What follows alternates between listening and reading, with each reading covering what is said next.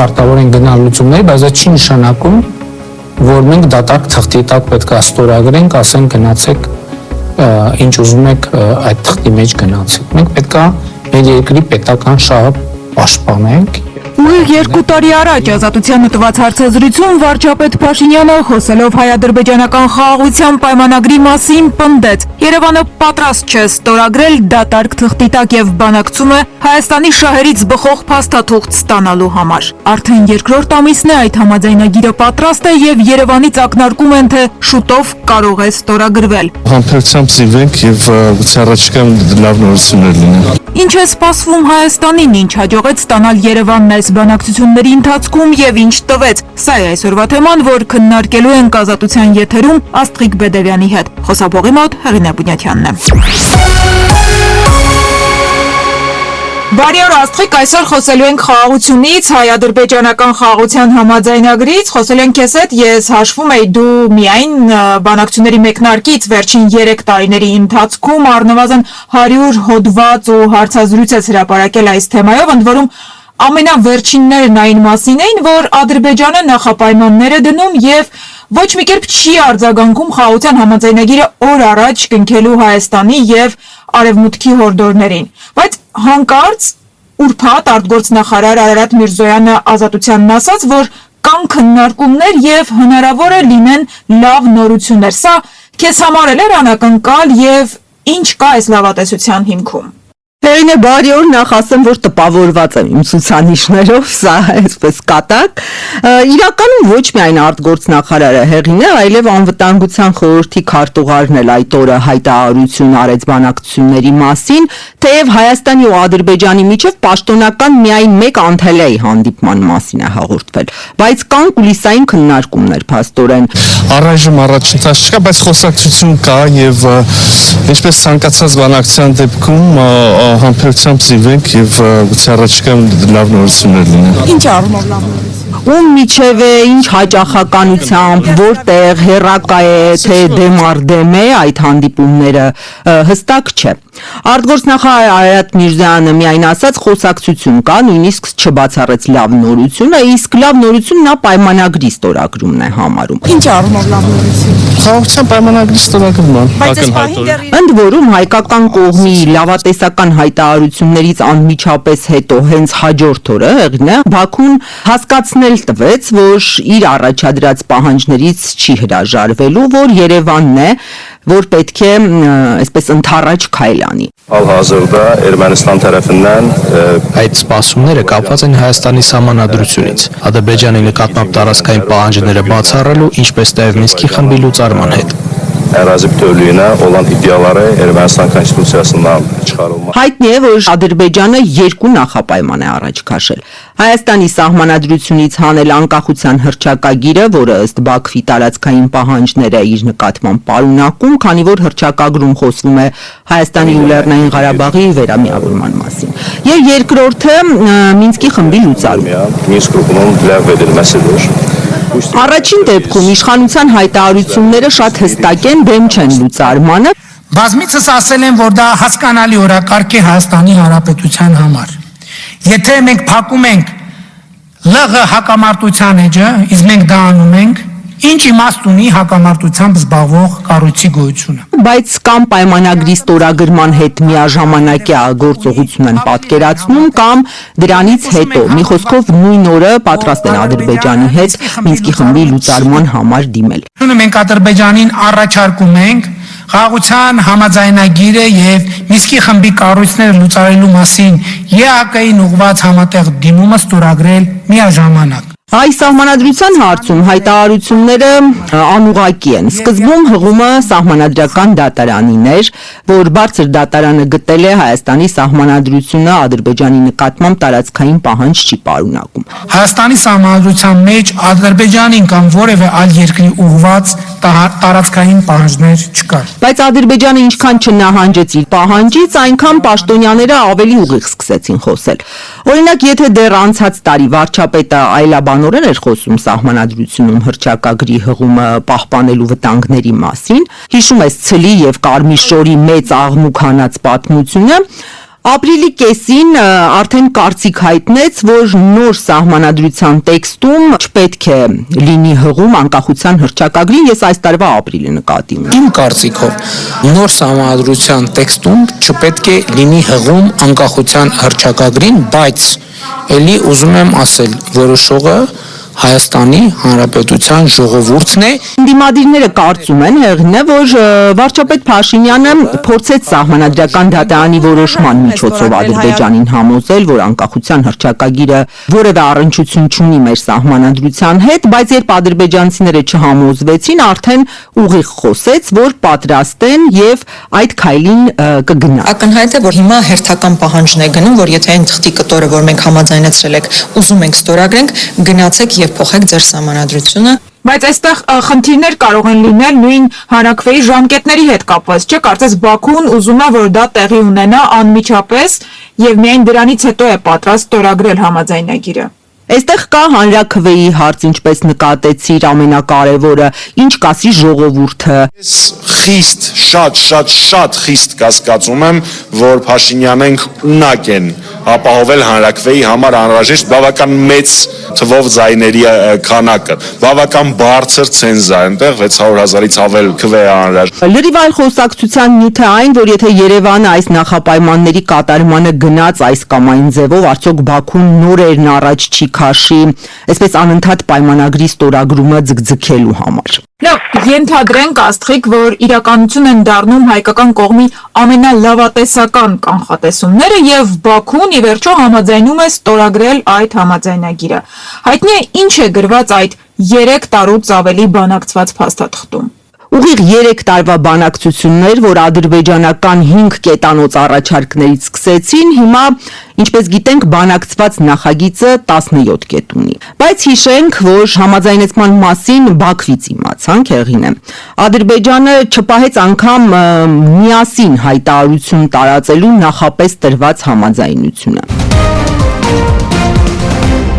Միանգամից ասեմ, որ նախագծի դրույթներն ամբողջությամբ չեն հրապարակվել։ Հենց որ ստորագրեցինք, այն կհանրայնացվի։ Գիտենք, որ նախագիծը ունի նախաբան, միմյանց տարածքային ամբողջականությունը ճանաչելու, տարածքային պահանջներ չունենալու, դիվանագիտական հարաբերությունների հաստատման մասին ձևակերպումներ։ Խաղաղության պայմանագրի իրականացման ընթացքը մոնիտորինգի ենթարկող երկկողմ հանձնաժողովի մասին է խոսք գնում, փոխադարձաբար միմյանց տարածքային ամբողջականությունը ճանաչելու եւ տարածքային պահանջներ չունենալու մասին է խոսք։ Չհամաձայնեցված 2 կետեր մնացել հեղինը, դրանցից մեկը միջազգային դատական ատյաններում եղած հայցերը երկկողմանիորեն հետ կանչելն էր, իսկ հետագայում էլ միմյանց դեմ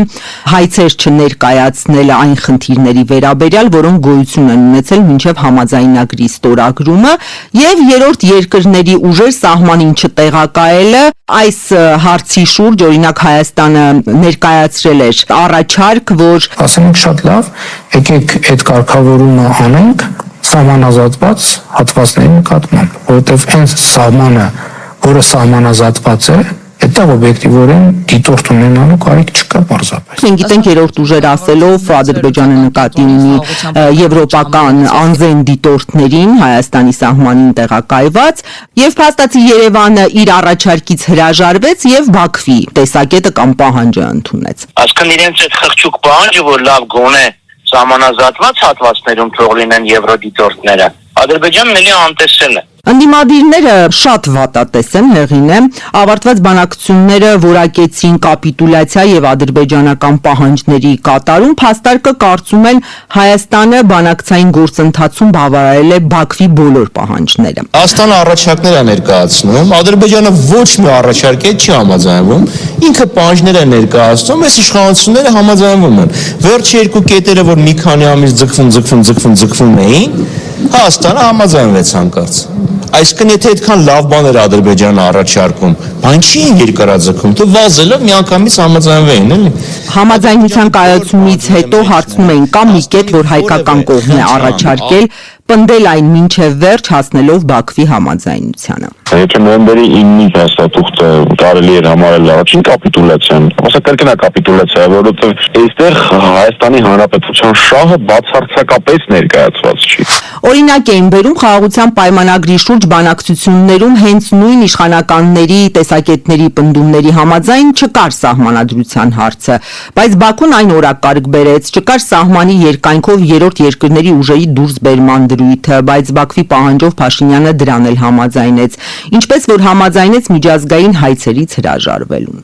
Այս իշխանությունների այն հիմնական ռազմավարությունը եւ կամ մարտավարությունը ամեն բան զիջել հույս ունենալով որ մի թուղթ կարող է ստանալ, եկավ այն արդյունքի, որ ամեն բան զիջեցին, ինչ որ թուղթ փաստացի կա, բայց նույնիսկ դա ստորագրելու համար շարունակվում են հերթական պահանջները Ադրբեջանի կողմից։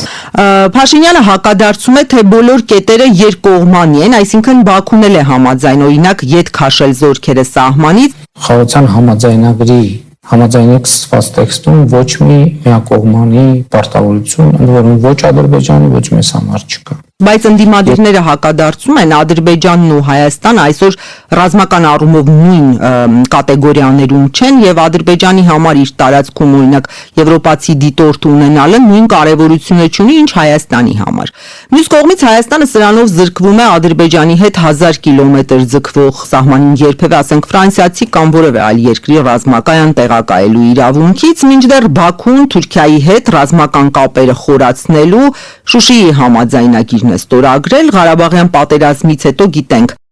թուրքերի հետ համատեղ դիտորդական կենտրոն բացվեց Աղդամում։ Հիմա Նիկոլ Փաշինյանին պետքա թղթի կտոր, մի հատ թղթի կտոր, որի վրա ուղղակի այդ խաղաղություն բառը լինի,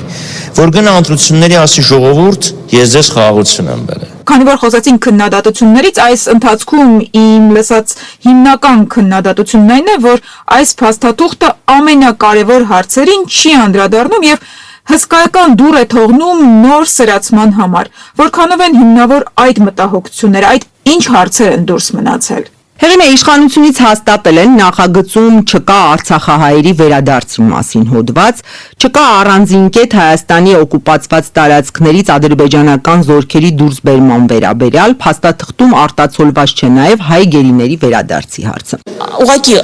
այլ որևէ տեղ չեք գտնի խաղաղության պայմանագիր, այն պարագայում, երբ որ կողմերում ունեն գերիներ եւ դրանք դեռ փոխանակված չեն։ Նայեք հիմա ինչ է տեղի ունենում, օրինակ Իսրայել-Պաղեստին հակամարտության մեջ, առաջնային հարցը հակամարտությունից ռազմական կոնֆլիկտից առաջ գերիների վերադարձի հարցն է։ Ես միայն հիշեցնեմ հեղինե, որ 2022-ին, երբ բանակցությունները նոր էին սկսել, Հայաստանը որպես կետ առաջարկում էր պայմանագրում ներառել Լեռնային Ղարաբաղի վերջնական կարգավիճակի որոշման հարցը, նաև գերիների վերադարձը։ Կա այն ժամանակվա հատուկ հանձնարարություններով դեսպան Էդմոն Մարուքյանի հայտարարությունը։ Բայց փաստացի սա դուրս է մնացել։ Այո, դե գիտենք, որ կոմունիկացիաների բացումն առանձին բանակցության թեմա է, սահմանազատումը առանձին, ընդ որում վերջինն արդեն մոտ 1 տարի է տեղից չի շարժվում։ Ասում են 31 գյուղերի տարածքներ էլ Ադրբեջանում են, այդ 31 գյուղերի տարածքներից քանի քառակուսի մետր է հետ ստանում։ Հերնե ես մի դիտարկում էլ անեմ, իշխանությունը չի ասում, որ դա ձեռքբերում է, բայց այսպես որպես ձեռքբերում հենց հաջորդ օրը, երբ համաձայնության մասին խոսվեց նախագծի, Երևանի եւ Բաքվի, նաեւ հայտարարում էր, որ միջանցքի հարց չկա։ Ուրեմն հարգելի գործընկերներ, հարգելի քաղաքացիներ, համաձայնեցված համաձայնագրի տեքստում չկա որևէ դրույթ այսպես կոչված միջանցքի մասին։ Ընդհանրապես ապաշրջափակման մեխանիզմների մասին որևէ բան համաձայնագրի տեքստում չկա։ Կա պատրաստակամություն համագործակցել տարբեր ոլորտներում, այդ թվում նաև տրանսպորտային, տրանզիտ, տնտեսական հարցերում։